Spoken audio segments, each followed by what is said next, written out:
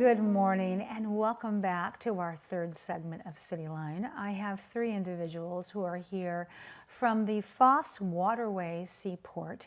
And they're here to talk about a current exhibition that they have, and you are going to love this. So please join me in welcoming Mr. Wesley Winhart. You are the Executive Director of the Foss Waterway Seaport. Welcome back. Thank you. Great to have you here. This beautiful woman next to you, Miss Chris Ehrlich, you are the exhibit curator for this exhibit for the Foss Waterway Seaport. Welcome, Chris. Thank you. And this handsome man next to you, Brandon Raynon, you are a Tribal Historic Preservation Officer. Welcome, Brandon.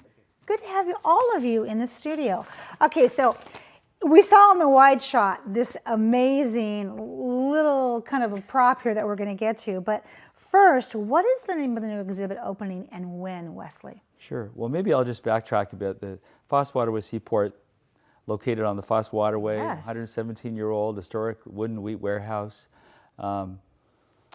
renovated over the years by a very dedicated and amazing board of directors, all volunteer.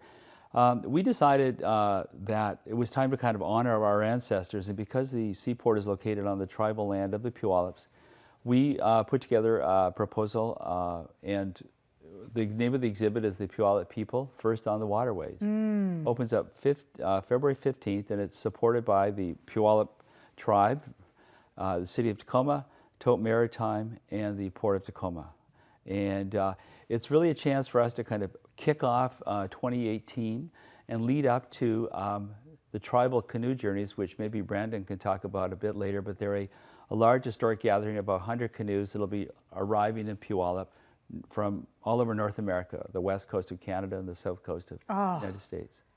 Can't wait. I can just visually see this and it gives me chills. So why did the seaport choose to do this? Why this? Well, our mandate at the Foss Waterway Seaport is to honor and celebrate and preserve the past maritime heritage of the area. And a huge part, the original ancestors are the Puyallup people. And the exhibit explores our intimate connection with the Puyallup River, the Salish Sea, and we thought, what a better time to kind of profile and direct. And it's an area that we've been wanting to explore for a long time, but we've been so busy renovating and restoring the building, adding heat, building classrooms, that now this is an opportunity with this exhibit to kind of touch on an educational program with the exhibit, a programming program where we can bring in carvers and dancers and singers and run some school programs, and just honor, again, the first ancestors of the area. Wow. So when I think about this, Chris, talk about a rich history. This is like a curator's dream come true. I mean, how do you capture all of that in just one exhibit? So what is the subject matter? Well, you make a really good point. You really can't do it all in one exhibit. Yeah. So part of the task for me initially was to figure out what to focus on, knowing that hopefully there will down the road be many more exhibits that can cover other aspects. But I would say perhaps most important to me was to link the past to the present. There is a rich history of the Puyallup people here, but it's not as if they left. They're still here. Thank goodness. And still very much a rich part of the community. Yes. So I really wanted to show past through the present and show those connections. And then I needed to focus. And since it is the seaport and it is on the water, I decided to focus the exhibit on the historical and contemporary relationships of the Puyallup people to the waterways. So it looks at where the Puyallups lived and live along the waterways, how they harvest from the waterways, and how they travel on the waterways. So those are sort of the three primary subject areas that the exhibit deals with. So describe for our viewers the involvement of the curator and your approach. Okay. So essentially what I do is I do the research to, okay, now I've decided these three topics. I know I want to connect past to present. And then I looked to what the Puyallup people themselves have written about their own history. I started with Judy Wright's book on the history of the Puyallup people. So that was sort of my primer and my starting place. And then I look at a lot of other work by anthropologists, archaeologists, contemporary writers. And then, of course, I was extremely grateful to have a tremendous amount of support from and guidance from and wisdom shared by the Historic Preservation, Brandon and the rest of the Historic Preservation Office, who, I'd come to him with something and say, did I get it right? Yeah, is this what I think this is? How do you pronounce this? Yes, what is this? And he'd say, oh, you probably need to go this way with that, and you got to remember this too, and really sort of made sure that I stayed on track and had something in the end that was, I hope, an accurate reflection of that past and contemporary relationship. Wow, Brandon, what a gift you are. So let's talk about the involvement of the tribe, and what is important to them. Well, I think when we were approached by the museum to do this project and to help them with it, one of our key things at the time was just really making sure that our story was told how we wanted it told. Since I think museums have existed, museums have told people how they're going to tell their story. And Native American tribes are no different. We've never had an opportunity to tell our story through our words and share what we wanted shared. It was always dictated to us what we were supposed to share.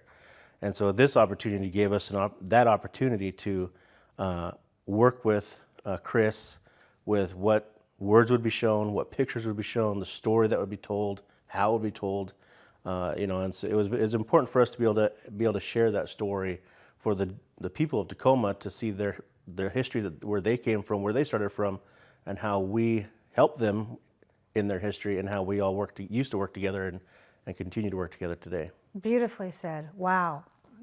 Again, what a gift. So, Chris, what events does the exhibit cover? It looks, as I mentioned, in these 3 specific areas, kind of where the Puyallups lived and live. Okay. So it looks at the traditional territory, Okay. which more or less, and Brendan will correct me if I'm wrong, basically Des Moines to Steilacoom, both sides of There we the go. Salish Sea and up the Puyallup River. So it looks bigger, at that. Yeah, it's a big area.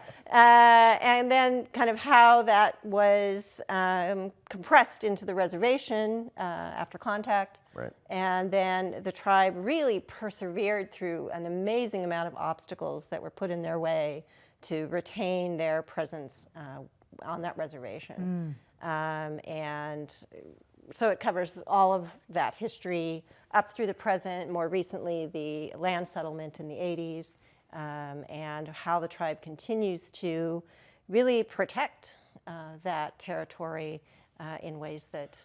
And I think it was important for us to be able to not sugarcoat it. Yeah. I mean, Yes, thank you. We told history. A lot of times when I grew up watching the history, if it was even a Thank tribe in you. Washington State, we learned about how good the whites were to the natives.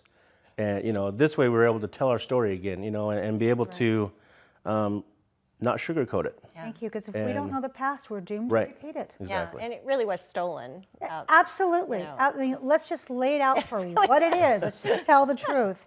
So we have about 3 minutes left, and I want to talk with you, Brandon, about when and who is hosting the Tribal 2018 Canoe Journey, because we talked about that, and I would be remiss if we didn't get this out, because once people see this, they're going to want to see that. Right. So in 2018, the Puyallup tribe will be hosting the canoe journey. It will be July 28th through August 4th, and it'll be right here in Tacoma. We'll have anticipating over 100 canoes and nations coming, as Wes said earlier, from all over Western Washington, up and down the coast of Canada and the United States. It'll be a big gathering. It's really a bringing back of our culture celebration, the potlatch. Yes. It really has a lot of similarities that occurred with the potlatches back in the 18 and for thousands of years before. It's bringing that back, that aspect of our culture back. So it's a great week-long celebration. You won't be disappointed. I can hear it and see it now. Speaking of that, let's talk about this before we leave. Well, as I mentioned, Chris developed some interactive, so I'm going to let Chris maybe just walk us through how to... Yeah, Chris, what is this? So as I mentioned, one of the exhibit sections is about the canoes or the Puyallup people traveling on the waterways, and obviously the canoe has been the primary vehicle for doing that over this millennia. So in each of the exhibit sections, I like to have something that kids can manipulate. There we go. Hands-on. And this is what I call my tippy canoe. This is one of several iterations I've done, but essentially you have some little wooden fish and baskets. Yeah, and I like, can you make it? I can make it Just too. lean in there just real quick because we're almost So out the of time. idea is to pack it up with these materials and be able to load your There canoe we go. without tipping it over. See, the programming on this is so exquisite because you get children hands-on, then they start to learn the true history. And that's how we don't repeat it, by the joy and love of play. You remember this. All right. Well, I want to say thank you to all three of you for all of the amazing work that you've done on this exhibit and for the years to come that this is going to be there, and for all the amazing programming that you continue to give us. It's never a boring moment at that museum there. So thank you, all three of you. And I look forward to the coverage of the Tribal 2018 canoe journey, because that's something that nobody should miss. So thank you so very much. We are going to have in these seats, after a quick break, the Tacoma Boxing Club here to talk about an anniversary they have. You don't want to miss that. We'll be right back.